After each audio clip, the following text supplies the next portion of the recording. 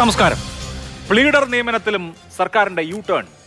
ശബരിമല സ്വർണ്ണക്കൊള്ളക്കേസ് പ്രതികളുടെ അഭിഭാഷകനെ ദേവസ്വം ബോർഡിന്റെ സ്പെഷ്യൽ പ്ലീഡറാക്കിയ തീരുമാനം തിരുത്തി. മുഖ്യമന്ത്രി ആവശ്യപ്പെട്ടതിനെ തുടർന്ന് അഡ്വക്കേറ്റ് കെ വി പ്രദീപ് രാജിവെക്കുകയായിരുന്നു. മുഖ്യമന്ത്രിയുടെ വിവേചനാധികാരം ഉപയോഗിച്ച് നടന്ന നിയമനം എന്ന് ദേവസ്വം മന്ത്രി കെ മുരളീധരൻ ഇന്നലെ പറഞ്ഞിരുന്നു. ഭക്തജനങ്ങൾ പ്രയാസം അറിയിച്ചതിനെ തുടർന്ന് തീരുമാനം മാറ്റി എന്നാണ് അദ്ദേഹം ഇന്ന് വിശദീകരിച്ചത്. രാജിവെച്ചെങ്കിലും ചില ചോദ്യങ്ങൾ അവശേഷിക്കുന്നുണ്ട്. സ്മാർട്ട് ക്രിയേഷനിൽ എത്തിയത് സ്വർണ്ണപ്പാളിയല്ല, ചെമ്പാണ് എന്ന് കോടതിയിലും പുറത്തും ആവർത്തിച്ചു വാദിച്ചിരുന്ന ആളെ ദേവസ്വം ബോർഡിന്റെ അഭിഭാഷകനായി നിയോഗിച്ചത് ആരുടെ താല്പര്യപ്രകാരമാണ്? കോൺഗ്രസുകാരനല്ലാത്ത സാമൂഹ്യ മാധ്യമങ്ങളിൽ മോദി സ്തുതികൾ എഴുതിയിരുന്ന അഭിഭാഷകന് വേണ്ടി തസ്തിക സൃഷ്ടിച്ചതിന് പിന്നിൽ എന്താണ്? ദേവസ്വം മന്ത്രിയെ പൂർണ്ണമായും ഇരുട്ടിൽ നിർത്തിയായിരുന്നോ ഈ തീരുമാനം? നിയമമന്ത്രിയും ധനമന്ത്രിയും കൂടിയായ മുഖ്യമന്ത്രി സ്വന്തം വിവേചനാധികാരം ഉപയോഗിച്ചെടുത്ത തീരുമാനം തിരുത്തിയത് ഗത്യന്തരമില്ലാതെയാണോ? ഈ ചോദ്യങ്ങൾ സമൂഹത്തിൽ, കേരളത്തിന്റെ പൊതുസമൂഹത്തിൽ മുഴങ്ങിക്കൊണ്ടിരിക്കും. കെ വി പ്രദീപ് എന്ന അഭിഭാഷകൻ, അതായത് ഈ സർക്കാർ ദേവസ്വം ബോർഡിന്റെ സ്പെഷ്യൽ പ്ലീഡറായി, അങ്ങനെ ഒരു തസ്തികയില്ല, ആ തസ്തിക ക്രിയേറ്റ് ചെയ്ത് ദേവസ്വം ബോർഡിന്റെ പ്ലീഡറായി നിയോഗിച്ച കെ വി പ്രദീപ് ആരായിരുന്നു? അദ്ദേഹം എന്താണ് സ്മാർട്ട് ക്രിയേഷൻസിന്റെ അഭിഭാഷകനായ വേളയിൽ പറഞ്ഞത്? സ്വർണ്ണക്കൊള്ള വിവാദം നടന്ന സമയത്ത് എന്തായിരുന്നു അദ്ദേഹത്തിന്റെ നിലപാടെന്ന് അറിയാൻ അദ്ദേഹം മുമ്പ് മാതൃഭൂമി ന്യൂസിനോട് സംസാരിച്ചതെന്ന് കേൾക്കാം. അതിന് ശേഷം ചർച്ച. ഞങ്ങളെ സംബന്ധിച്ചോളം, എൻ്റെ കക്ഷിയായ സ്മാർട്ട് ക്രിയേഷൻസിനെ സംബന്ധിച്ചോളം പറയുകയാണെങ്കിൽ, ഞങ്ങളുടെ അടുത്ത് എത്തിച്ചിരിക്കുന്നത് പ്യുവറായിട്ട് കോപ്പറിലുണ്ടാക്കിയ സാധനമാണ്. അതൊന്നും പ്ലേറ്റ് ചെയ്തിട്ടുള്ള സാധനമല്ല. കാരണം കമ്പനിയുടെ പ്രോട്ടോക്കോൾ അനുസരിച്ച് മറ്റ് എന്തെങ്കിലും ലാക്കറിയോ കോട്ടിയോ ചെയ്തിട്ടുള്ള ഒരു ആർട്ടിക്കിൾസും നമ്മൾ ഗോൾഡ് ഡെപ്പോസിറ്റ് പ്ലേറ്റിങ്ങിന് വേണ്ടിയിട്ട് സ്വീകരിക്കാറില്ല. അപ്പോൾ 2019 നമ്മളുടെ അവിടെ എത്തിച്ചിരിക്കുന്ന സാധനം ചെമ്പ് കൊണ്ടുണ്ടാക്കിയ ദ്വാരപാലക വിഗ്രഹങ്ങളുടെ പുറത്തുള്ള പാളികളാണ്. ഈ ചർച്ചയിൽ Shri Jinto John Congress, advocate K S Arunkumar CPM, advocate Jayasuryan BJP പ്രതിനിധി, TK രാജഗോപാൽ മുതിർന്ന മാധ്യമ പ്രവർത്തകൻ എന്നിവരാണ്. ഞാൻ രാഷ്ട്രീയ പ്രതിനിധികളിലേക്ക് പോകുന്നതിന് മുമ്പ് ആദ്യം ശ്രീ രാജഗോപാൽ, ശബരിമലയിലെ ദ്വാരപാലക ശില്പത്തിൽ നിന്ന് സ്വർണം നഷ്ടപ്പെട്ടിട്ടില്ല, സ്മാർട്ട് ക്രിയേഷനിൽ എത്തിച്ചത് ചെമ്പായിരുന്നു, സ്വർണ്ണമില്ല എന്ന് വാദിച്ചുകൊണ്ടിരുന്ന ആൾ ദേവസ്വം ബോർഡിന്റെ അഭിഭാഷകനായി, ദേവസ്വം ബോർഡിലെ സ്പെഷ്യൽ ഗവൺമെന്റ് പ്ലീഡറായി എത്തുക എന്ന് പറയുന്നത് ശരിക്കും പറഞ്ഞാൽ ഒരു ശീർഷാസന കാഴ്ചയാണ്. നമ്മൾ ഈ കോഴിക്കോട് കാവൽ കുറുക്കനെ ഏൽപ്പിക്കുക എന്നൊക്കെ പറയുന്നത് പോലത്തെ ഒരു സംഭവം. അങ്ങനെ ഒന്നും സംഭവിക്കുമെന്ന് ഒരു പക്ഷേ പൊതുസമൂഹം പ്രതീക്ഷിച്ചിട്ടുണ്ടാവില്ല. പക്ഷെ അത് സംഭവിച്ചു. ഒരു നിസാരമായ കൈപ്പിഴ, തെറ്റ്, ആളറിയാതെയുള്ള നിയമനം, അങ്ങനെ ആകാനുള്ള എന്തെങ്കിലും സാധ്യതയുണ്ടോ?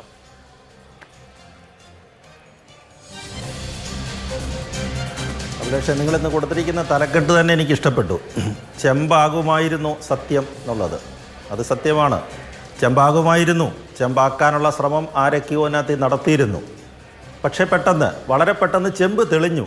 ചെമ്പ് തെളിഞ്ഞത് കൊണ്ടാണ് ഈ പറഞ്ഞതുപോലെ, ഇന്ന് ദേവസ്വം മന്ത്രി പറയുന്നത് പോലെ, ഈ പറയുന്ന ഭക്തജനങ്ങളുടെയൊക്കെ ആഗ്രഹപ്രകാരം ഈ ചെമ്പ് തെളിഞ്ഞതായിട്ട് നമ്മൾ മനസ്സിലാക്കിയെടുക്കുന്നത്.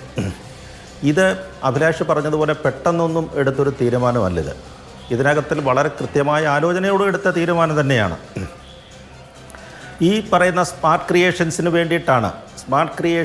വേണ്ടിയിട്ടാണ് ഈ പറയുന്ന അഭിഭാഷകൻ പ്രദീപ് ഹാജരായിരുന്നത്.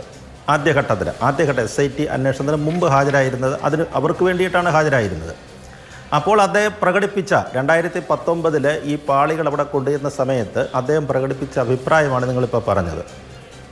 എന്താണ് അദ്ദേഹം പറയുന്നത്? വളരെ കൃത്യമായിട്ട് പറയുന്നുണ്ട് അദ്ദേഹം. ഇത് ചെമ്പായിരുന്നു.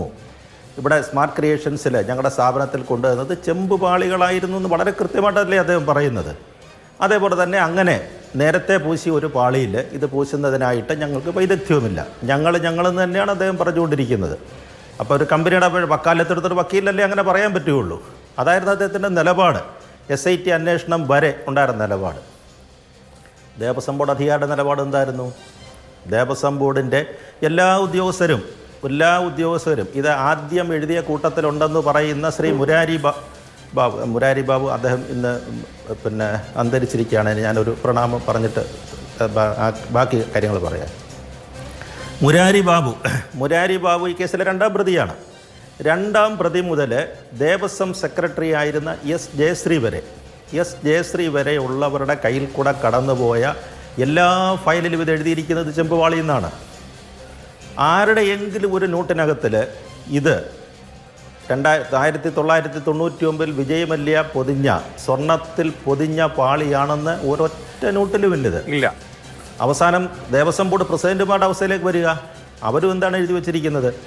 പത്മകുമാർ എഴുതിയതും വാസു എഴുതിയത്, ബോർഡ് പ്രസിഡൻ്റായിരുന്ന വാസു എഴുതിയതും അങ്ങനെ തന്നെയാണ് എഴുതിയിരിക്കുന്നത്. അവരും എല്ലാവരും ചെമ്പുപാളികളാണെന്നാണ് എഴുതിയിരിക്കുന്നത്. ആരോ തന്ത്രി കൊടുത്ത ഒരു നോട്ടിനകത്തിൽ മാത്രം സ്വർണം പൂശിയ എന്ന് പറയുന്നുണ്ട്, അപ്പോഴും സ്വർണം പൊതിഞ്ഞതെന്ന് പറയുന്നില്ല അതിനകത്ത്. അപ്പോൾ ഈ ആരൊക്കെയോ താല്പര്യങ്ങളുണ്ടായിരുന്നു ഇത് മറയ്ക്കുന്നതിനായിട്ട്, ഈ ചെമ്പുപാളികൾ എന്ന് സമർത്ഥിക്കുന്നതിനായിട്ട്. അങ്ങനെയാണ് ഈ അന്വേഷണം ഇപ്പോൾ അവസാനം വന്ന് നിൽക്കുന്നത്. ഇപ്പോൾ ജയശ്രീയുടെ റിപ്പോർട്ടിൻ്റെ മൊഴിയുടെ അടിസ്ഥാനത്തിൽ അവരെ കൂടെ ചോദ്യം ചെയ്തിട്ടുണ്ട്. ചെയ്ത ശേഷം ഇത് കേസ് അന്വേഷണം ഇനിയിപ്പോൾ അടുത്ത 3rd സ്റ്റേജിലേക്ക് വരികയാണ്. 2025 കേസിലേക്കും വരികയാണ്. അവിടുത്തെ അന്നത്തെ ദേവസ്വം ബോർഡ് പ്രസിഡന്റിനും ഒരു മെമ്പർക്കും ഇത് നോട്ടീസും പോയിട്ടുണ്ട്. ഇത് ഞാൻ നേരത്തെ പറഞ്ഞത് ഇത് പ്ലാൻഡ് ആണെന്ന് പറയാനുള്ള ഒരു കാരണം എന്ന് പറഞ്ഞാൽ ഇത് ഒറ്റ ദിവസം കൊണ്ട് ചെയ്യാവുന്ന ഒരു കാര്യമല്ലിത്. ഒരു ക്യാബിനറ്റ് നോട്ടാണിത്. നമ്മൾ ക്യാബിനറ്റ് നോട്ട് വളരെ പവിത്രമാണ് അല്ലേ? പവിത്രം എന്നൊക്കെ നമ്മൾ പറഞ്ഞു കഴിഞ്ഞാൽ കുറ്റമറ്റതായിരിക്കണം. കാരണം കേരളത്തിലെ ജനങ്ങളെ സംബന്ധിച്ച് ഏറ്റവും പ്രധാനപ്പെട്ട ഒരു സംഭവമാണത്. അപ്പോൾ മന്ത്രിസഭ നോട്ടൊക്കെ എന്ന് പറയുന്നത് കഴിയുമ്പോൾ ചുമ്മാ ആരെങ്കിലും ഒന്നും തയ്യാറാക്കി കൊടുക്കുന്ന സാധനങ്ങളല്ല. ഇവിടെ എന്താണ് സംഭവിച്ചിരിക്കുന്നത്? ഈ പോസ്റ്റ് അഡീഷണലായിട്ട് ക്രിയേറ്റ് ചെയ്തിരിക്കുകയാണ്. തിരുവിതാംകൂർ ദേവസ്വം ബോർഡിന് ഇങ്ങനെ ഒരു സ്പെഷ്യൽ പ്ലീഡർ പോസ്റ്റ് അഡീഷണലായിട്ട് ക്രിയേറ്റ് ചെയ്തിരിക്കുകയാണ്. നമുക്കറിയാം ഒരു പോസ്റ്റ് അഡീഷണലായിട്ട് ക്രിയേറ്റ് ചെയ്യണമെങ്കിൽ എന്ത് ഉണ്ടാകും അതിനകത്തിൽ? തീർച്ചയായിട്ടും സാമ്പത്തിക ബാധ്യത വരും അവിടെ അല്ലേ? സാമ്പത്തിക ബാധ്യത വരുമ്പോൾ ആരാണ് അതിനകത്തിൽ അത്തരം ഫയലുകൾ കാണേണ്ടത്? സംസ്ഥാന സർക്കാരിൻ്റെ ധനവകുപ്പാണ് അത് കാണേണ്ടത്. ധനവകുപ്പ് അത് കണ്ടിരിക്കണം. കണ്ടിട്ട് വേണം ആ നോട്ട് തയ്യാറാക്കി വരാനായിട്ട്. ഇവിടെ ഭാഗ്യവശാൽ കേരളത്തിൻ്റെ മുഖ്യമന്ത്രി തന്നെയാണ് ധനവകുപ്പ് കൈകാര്യം ചെയ്യുന്നത്. അപ്പോൾ വളരെ ഈസിയായി കാണും. പെട്ടെന്ന് അദ്ദേഹം ആവശ്യപ്പെട്ട പ്രകാരം ആ ഫയൽ വന്നു കാണും. അങ്ങനെയാണ് ഇത് പെട്ടെന്ന് ധനവകുപ്പിൽ കൃത്യമാണ്. പിന്നീട് രണ്ടാമത്തെ പ്രശ്നം രാജഗോപാൽ, ഈ നടപടിക്രമം അനുസരിച്ച് അഡ്വക്കേറ്റ് ജനറൽ ശുപാർശ കൊടുക്കേണ്ടത് നിയമമന്ത്രിക്കാണ്. ഇതൊരു അഡീഷണൽ തസ്തിക സൃഷ്ടിക്കലായതുകൊണ്ട് അതിന്റെ ധനപരമായ ഇംപ്ലിക്കേഷൻസ് നോക്കണം. അത് ധനവകുപ്പിന്റെ ഉത്തരവാദിത്തമാണ്. അപ്പോൾ നിയമവകുപ്പ്, ധനവകുപ്പ് ഇവ രണ്ടും ഭരിക്കുന്നത് മുഖ്യമന്ത്രി വി ഡി സതീശൻ തന്നെയാണ്. ഇന്നലെ ദേവസ്വം മന്ത്രി വളരെ കൃത്യമായി പറഞ്ഞ കാര്യം മുഖ്യമന്ത്രിയുടെ സർവ്വ സ്വാതന്ത്ര്യത്തിന് ഞാൻ വിട്ടിരുന്നു എന്നുള്ളതാണ്. ഈ തീരുമാനം വി ഡി സതീശൻ എന്ന കേരള മുഖ്യമന്ത്രി എടുത്തതാണ് എന്ന് കൃത്യമായി ഇന്നലെ ദേവസ്വം മന്ത്രി പറഞ്ഞു വെച്ചിട്ടുമുണ്ട്. കൃത്യമാണ്. അദ്ദേഹം കൈയ്യഴുകയാണ് ചെയ്തത്. ഇന്നലെ അദ്ദേഹത്തിന് കൈയ്യഴുകയാണ് ചെയ്തത്. അതാണ് അദ്ദേഹം പറയുന്നത് ശരിയല്ലേ? അതിനുശേഷം ഇത് നിയമവകുപ്പിൽ വന്നു കഴിഞ്ഞാൽ നിയമവകുപ്പ് അതിൻ്റെ നിയമസാധുത പരിശോധിക്കണം. ഇദ്ദേഹത്തിൻ്റെ പശ്ചാത്തലം എന്താണ്? ഇദ്ദേഹത്തിൻ്റെ രാഷ്ട്രീയ പശ്ചാത്തലം എന്താണ്? അപ്പിയർ ചെയ്തിട്ടുള്ള കേസുകളിലൊക്കെയുള്ള അദ്ദേഹത്തിൻ്റെ ആ വിജയം, അല്ലെങ്കിൽ അദ്ദേഹം കാണിച്ചിട്ടുള്ള മറ്റു കാര്യങ്ങൾ, ഇതെല്ലാം ഒരാളെക്കുറിച്ച് നമ്മൾ ഒരു പ്രത്യേക പോസ്റ്റ് സൃഷ്ടിച്ച ഒരാളിനെ വിദഗ്ധനായ ഒരാളിനെ സർക്കാരിൻ്റെ ഉപദേശകനായിട്ട് വെക്കുകയാണ്. വളരെ പ്രശ്നമായ തിരുവിതാംകൂർ ദേവസ്വം ബോർഡിൻ്റെ വലിയ തസ്തികയിലേക്കാണ് അദ്ദേഹം വരുന്നത്. പ്രത്യേകിച്ച് കേരള സർക്കാരിൻ്റെ തസ്തികയിലേക്കാണ് വരുന്നത്. അങ്ങനെ വരുന്ന സമയത്ത് അദ്ദേഹത്തിൻ്റെ പശ്ചാത്തലം അന്വേഷിക്കണ്ടേ? പശ്ചാത്തലം കൂടെ അന്വേഷിച്ചിട്ട് വേണം. അപ്പോൾ നിയമ സർക്കിളിലും ഈ പറഞ്ഞതുപോലെ അഭിലാഷ് പറഞ്ഞത് ശരിയാണ്. നിയമമന്ത്രി തന്നെയാണ്, മുഖ്യമന്ത്രി തന്നെയാണ് നിയമമന്ത്രി. അപ്പോഴും ഈ ഫയൽ വളരെ വേഗത്തിൽ വന്നു. പക്ഷേ ഈ സമയത്തൊന്നും ദേവസ്വം മന്ത്രി ഇത് കണ്ടിരുന്നില്ലേ? അല്ലെ അദ്ദേഹം ഇത് അറിഞ്ഞിരുന്നില്ലേ? അങ്ങനെ ഒരു വലിയ ചോദ്യം ഇവിടെ നിൽക്കുന്നുണ്ട്. ദേവസ്വം മന്ത്രി അറിയിക്കാതെ ഇരുട്ടിൽ നിർത്തിക്കൊണ്ടാണ് ഇത്തരം കാര്യങ്ങളൊക്കെ നടന്നതെന്നുള്ളത്. എനിക്ക് തോന്നുന്നു അദ്ദേഹത്തിൻ്റെ ഒരു അനിഷ്ടമാണ് ഇന്നലെ അദ്ദേഹത്തെ പ്രകടിപ്പിച്ചതെന്ന് തോന്നുന്നു. അദ്ദേഹം അതിനെ ഒരു വാക്കിൽ പറയുന്നുണ്ടായിരുന്നല്ലോ. അങ്ങനെയുണ്ടെങ്കിൽ ചില ദൗർബല്യങ്ങൾ, വ്യക്തികളിലേക്ക് ദൗർബല്യങ്ങളിൽ നിന്ന് നമുക്കിത് കാര്യങ്ങൾ വളരെ എളുപ്പമാണല്ലോ. പ്രതിഭാഗം വക്കീൽ തന്നെ വാദിഭാഗത്ത് വന്നു കഴിഞ്ഞാൽ വളരെ എളുപ്പമാണ്. എങ്ങനെയാണ് അവിടെ മോഡസ് ഓപ്പറാണ്ടി, എങ്ങനെ കാര്യങ്ങൾ നടന്നു എന്നുള്ളത് മനസ്സിലാക്കാവുന്ന രീതിയിലാണ് ദേവസ്വം മന്ത്രി പറഞ്ഞത്. പക്ഷേ ഇന്ന് അദ്ദേഹം തിരുത്തുന്നുണ്ട്. ഇന്ന് അദ്ദേഹം തിരുത്തിയിട്ട് പറഞ്ഞു ഭക്തജനങ്ങളുടെ ആഗ്രഹപ്രകാരമാണെന്ന്.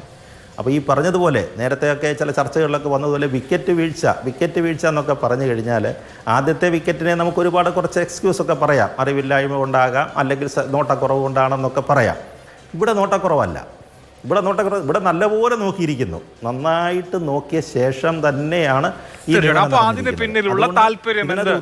വരുന്നത്. തീർച്ചയായിട്ടും അതിന്റെ ഉത്തരവാദിത്വം വരുന്നത് തീർച്ചയായിട്ടും നിയമിച്ച ആൾക്ക് തന്നെയാണ്. അതാണ് അതിന്റെ ഏറ്റവും മൗലികമായ പ്രശ്നം. ശ്രീ ജിൻഡോ ജോൺ, പ്ലീഡറെ കയറ്റിയേ കേസും ചെമ്പായി മാറ്റിയേ എന്ന് പാട്ട് തിരുത്തി എഴുതേണ്ട ഒരു ഘട്ടം വന്നേനെ.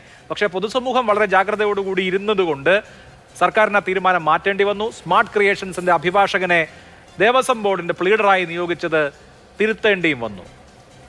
ഇപ്പോഴും നമ്മൾ അറിയേണ്ട ഒരു കാര്യം, അറിയാൻ ആഗ്രഹിക്കുന്ന ഒരു കാര്യം, ആരുടെ താല്പര്യപ്രകാരമാണ് ഈ നിയമനം നടന്നത് എന്നുള്ളതാണല്ലോ.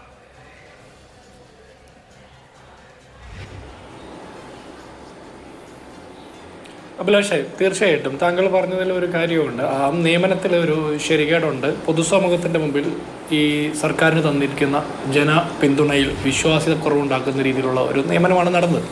അദ്ദേഹത്തിൻ്റെ 2 പതിറ്റാണ്ടിലധികമായിട്ടുള്ള വക്കീൽ ജോലിയിൽ അദ്ദേഹം ആർജിച്ച മിടുക്കോ അദ്ദേഹത്തിൻ്റെ കഴിവോ ഒന്നുമല്ല ഇവിടെ ചോദ്യം ചെയ്യപ്പെടുന്നത്.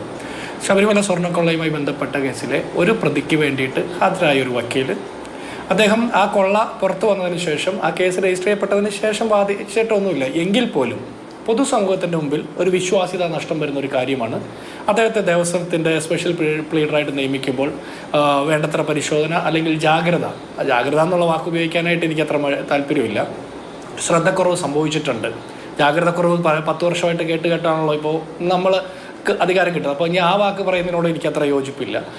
ശ്രദ്ധക്കുറവ് സംഭവിച്ചു, അതിൽ തെറ്റ് പറ്റി എന്ന് തന്നെയാണ് വിചാരിക്കുന്നത്. അതുകൊണ്ട് അടിയന്തരമായിട്ട് മുഖ്യമന്ത്രി ഇടപെട്ടു, അദ്ദേഹം രാജിവെച്ചു, അദ്ദേഹത്തെ ആ സ്ഥാനത്ത് നിന്ന് മാറ്റി.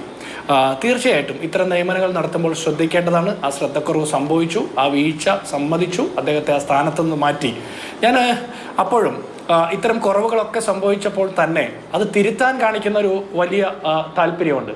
അത് ജനാധിപത്യത്തിൻ്റെ ഏറ്റവും ഭൂഷണമായിട്ടുള്ള കാര്യമായിട്ട് ഞാൻ മനസ്സിലാക്കുന്നത്.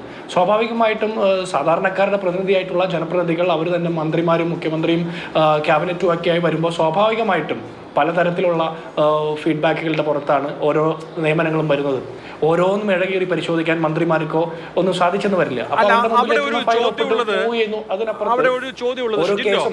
ഷിജിൻഡോ, ഇപ്പോ ഈ പ്ലീഡർമാരുടെയും പ്രോസിക്യൂട്ടർമാരുടെയും നിയമനം രാഷ്ട്രീയ നിയമനമാണ്. ആര് ഭരിച്ചാലും കോൺഗ്രസിനോട് ആഭിമുഖ്യമുള്ള അഭിഭാഷകരാണ് ആ തസ്തികയിലേക്ക് നിയോഗിക്കപ്പെടുക. LDF ഭരിക്കുമ്പോൾ CPM-ന്റെയും CPI-യുടെയും ഒക്കെ അഭിഭാഷകർ അവർ ഇതുപോലെയുള്ള പൊസിഷനുകളിലേക്ക് നിയോഗിതരാകും. ചില ആളുകൾ നേതാക്കളൊക്കെ ആവും. അതുപോലെ കോൺഗ്രസ് ഭരിക്കുമ്പോൾ കോൺഗ്രസിൻ്റെയും ലീഗിൻ്റെയും മറ്റ് ഘടകകക്ഷികളുടെയൊക്കെ ആളുകളാണ് ഓരോ പോസ്റ്റുകളിലേക്ക് ഇതുപോലെയുള്ള പ്ലീഡർ പ്രോസിക്യൂട്ടർ തസ്തികകളിലേക്കൊക്കെ നിയമിതരാവുക. അങ്ങനെയാണ് നമ്മുടെ ഒരു ചരിത്രം. പക്ഷേ ഇവിടെ ഈ അഭിഭാഷകനെ അഡ്വക്കേറ്റ് പ്രദീപിനെ നിയമിച്ചതിൽ വലിയൊരു കൗതുകമുള്ളത് അദ്ദേഹം കോൺഗ്രസ്സുകാരനല്ല എന്ന് മാത്രമല്ല, അദ്ദേഹത്തിന്റെ സാമൂഹ്യ മാധ്യമം ഉപയോഗിച്ച് അദ്ദേഹത്തിന് മോഡി ഭക്തി പ്രകടിപ്പിക്കുന്ന ആളാണ്, BJP അനുഭാവം പ്രകടിപ്പിക്കുന്ന ആളാണ് എന്ന് മാത്രമല്ല, കോൺഗ്രസിന്റെ ഈ രാജ്യത്തെ ഏറ്റവും പ്രധാനപ്പെട്ട നേതാവ് രാഹുൽ ഗാന്ധിയെ പരിഹസിക്കുന്ന ആൾ കൂടിയാണ്. അപ്പോൾ കോൺഗ്രസ് ഭരിക്കുമ്പോൾ രാഹുൽ ഗാന്ധിയെ പരിഹസിക്കുന്ന ഒരാളെ ഇതുപോലൊരു തസ്തിക സൃഷ്ടിച്ച്, ഉള്ള തസ്തികയിൽ നിയമിച്ചതല്ല, ഒരു തസ്തിക സൃഷ്ടിച്ച് ആ തസ്തികയിൽ ഇരുത്തുക എന്ന് പറയുന്നത് ഒരു കോൺഗ്രസ്സുകാരനെ ദഹിക്കുന്നതാണോ?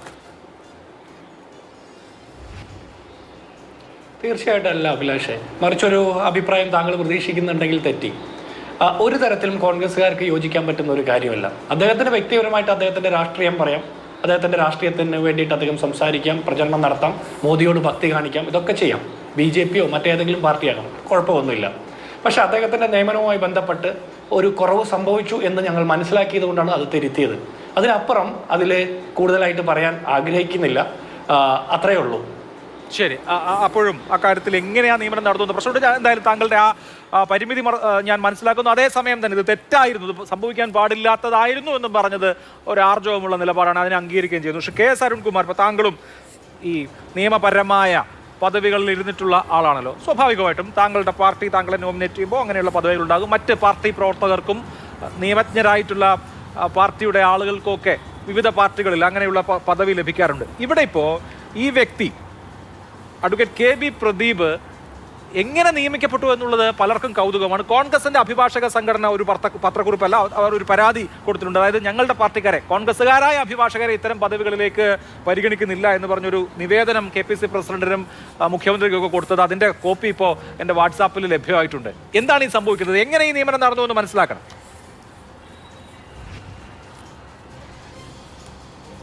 ഏതായാലും ബഹുമാനപ്പെട്ട കോൺഗ്രസിന്റെ പ്രതിനിധി ഇന്ന് ഇത്തരത്തിൽ പറഞ്ഞത് ഞാനിങ്ങനെ കേട്ടിരിക്കുകയായിരുന്നു. ഇന്നലെയും പ്രധാനപ്പെട്ട 2 ചാനലിൽ ഞാൻ ഇതേ വിഷയത്തിൽ ചർച്ചയിൽ പങ്കെടുത്ത ആളാണ്. അതേപോലെ തന്നെ KPCC നിയോഗിച്ച കോൺഗ്രസ് പ്രതിനിധികൾ വന്ന് പറഞ്ഞത് ഒരു കുഴപ്പമില്ല, അവിടെ പ്രതിയുടെ അഭിഭാഷകൻ വാദിയുടെ അഭിഭാഷകനായാലൊന്നും ഒരു പ്രശ്നമില്ല, ഞാൻ അഭിഭാഷകരെ തെറ്റിദ്ധരിപ്പിക്കുന്ന തരത്തിൽ ചർച്ചയിൽ പങ്കെടുക്കുന്നു എന്ന തരത്തിലാണ് ആ ചർച്ചയിൽ പങ്കെടുത്തത്.